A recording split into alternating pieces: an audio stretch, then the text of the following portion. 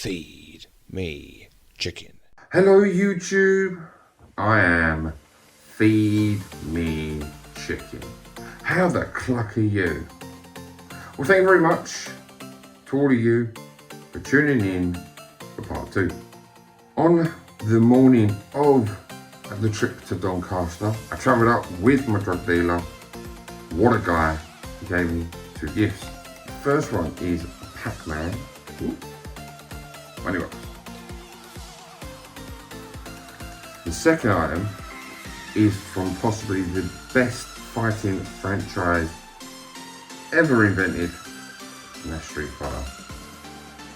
So when me and my drug dealer got to the event, and I got there nice and early because we had the early bird tickets. While waiting in the queue, we saw Corbana and big bag for life bag full of items for tubers that he was going to meet during the day. Now, I had already given him in the queue, given him the item that I said I was going to give to him, which is already shown in his video, because his video came out about 15 million light years ago. I think initially, I turned everything he had down. Once he came to the car later to see if there's anything he'd want from me, I saw what was left in his bag, and I did admire on one item in particular. It was still there, so I then took it. But that was Grand Theft Auto 5. This other item, the reason I've taken this one is because I am just turning my beak up at the game. Never played it. For all I know, this could be a brilliant game. Now, Tutti UK has already taken the box, which just left the car, and that suits me fine. F1 pole position 64. So Corbana, thank you very much. Like I already mentioned, I met loads of fantastic people there. I'd already be speaking to one in particular. As the conversations have grown, I talk to very frequently, and it's brilliant. That tuber is Eastern Gamer. Now, we had been speaking about games and systems we're collecting, what we're collecting for, and he said he was getting rid of a few N64 stuff. So I suggested maybe he could take it with him, some of the N64 stuff. Maybe some of the traders that were there would do like trades with him. So we got on to talking about the games that, would there be any games that I'd be interested in. There was one in particular he had, and it ended up being a gift to me, which was fantastic, amazing. And that game is a box version of Syrup. Box complete, lovely condition, amazing. So, Eastern Gamer, thank you very much. And just a spoiler alert, there's part 3. Eastern Gamer's in that too. When it came to the Doncaster market, I previously said to my drug dealer that my expectation is I'm probably going to be there all day. You know, have a good look round, want to meet these tubers who I watch and, you know, essentially look up to them, because a lot of you guys who I watch, knowledgeable, friendly, approachable, I've never met these people in person. I know I've gone on before. I spoke the first time. I could have met a whole bunch of people. Wasn't going to do that this time. The aim was just not to be so engrossed in getting into every stall and head down in the games and just keep an eye on the games. It was have a look around. I was more focused on looking at N64 stuff rather than everything, but everything is attractive to me. I tried that and then realised that one stall was going to blow my complete budget, and I couldn't have been happy about it. So I believe this person was on the same aisle as Tutti UK was, and essentially what he said he was doing was just selling his collection, and his collection was mammoth, let me tell you. I mean, I couldn't imagine what he had there before I even saw what was there. I mean, I missed it the first time, don't get me wrong, but you couldn't miss it, definitely couldn't miss it the second time, because it was like, it just felt like everyone was drawn to this one person. And by the time I started shifting through things, I knew why. Before I even got to this particular person, I've been speaking to my drug dealer about one particular GameCube game. I said to him, this game is just skyrocketing so much. I don't think I'll be getting hold of this game anytime soon. Now, we'd already passed 2 stalls in which we looked at the game, which is there in your face. I mean, I remember one of them being priced up like £75.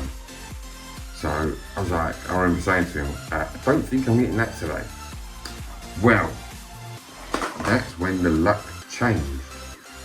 So the first thing that drew me to this store initially was underneath the desk he had the GameCube games that he had, and the first game I saw was Doshin. Now that drew me into thinking, right, you could have a really good selection of GameCube games. Like I said, I get drawn to everything. Then I noticed that some of the games were like that. Now, a lot of people who are trading in gaming market will have their games pre-priced. So I went up to him with 2 games and I said, are these the price that you're selling them for? Knowing full well that one of the games is way under market value. Or at least I believe it's way under market value anyway. He said, no, that wasn't what I was selling them for, but I'll let you have it at that price because it's what I bought them for. I was like, yes, good. Then I started to look even more, and to the right hand side, I'm not really sure how, I think it's just got more tunnel vision on GameCube. I completely missed the big ass tub on the right hand side. Had all N64 games in it. So I'm looking through. I find one that I want. Oh, and the condition was amazing. Right. Then I look back to the table just before I go and speak to the gentleman about trying to see what the price was of this N64 game. I see another N64 game in amongst all like the expensive N64 games. Thinking, oh. Anyway, there's no harm in asking. So now that I've drawn you in and possibly lost you all at the same time, let's go with the GameCube games I got for what I think is an absolute steal. The first one is not the first one I showed you. The first one is WarioWare. Mega Party game. And yes, I got it for that price, which is 20 quid. Yeah, it's all complete. Look at that. It's been stunning. Yes. But the game that got me excited, was this one. And that's Geist on the GameCube at £18. I mean, when I started to know about this game, it was around about the 20 quid mark when I originally started looking. And then eBay and whatever else, it just started to rise the more and more I looked at it. And before long, it's out of reach for me.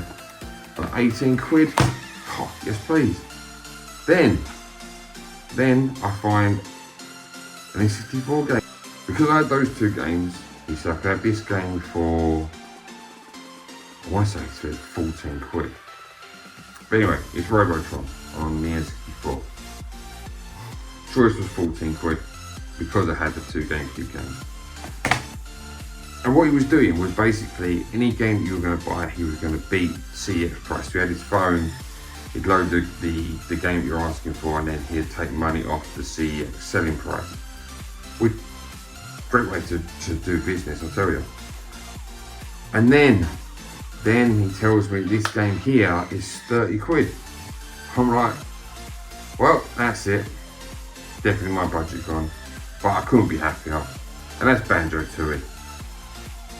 So I spent all my budget at one stall and I was happy. I was done. That was it.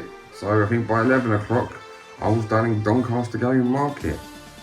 Met up with a load of YouTubers, went to the car, seen if they wanted any of the stuff that I brought with me, had a brief conversation with a few of them. And Joel, the great thing about it is that after having a conversation with these guys, it makes me want to go back and talk to them more because they're just amazing people. So that was Doncaster. Doncaster, in terms of the game market, was done at that point for me, which then leads into part 3. So tune in for whenever I put that up. Thanks so much for dropping by. Take care.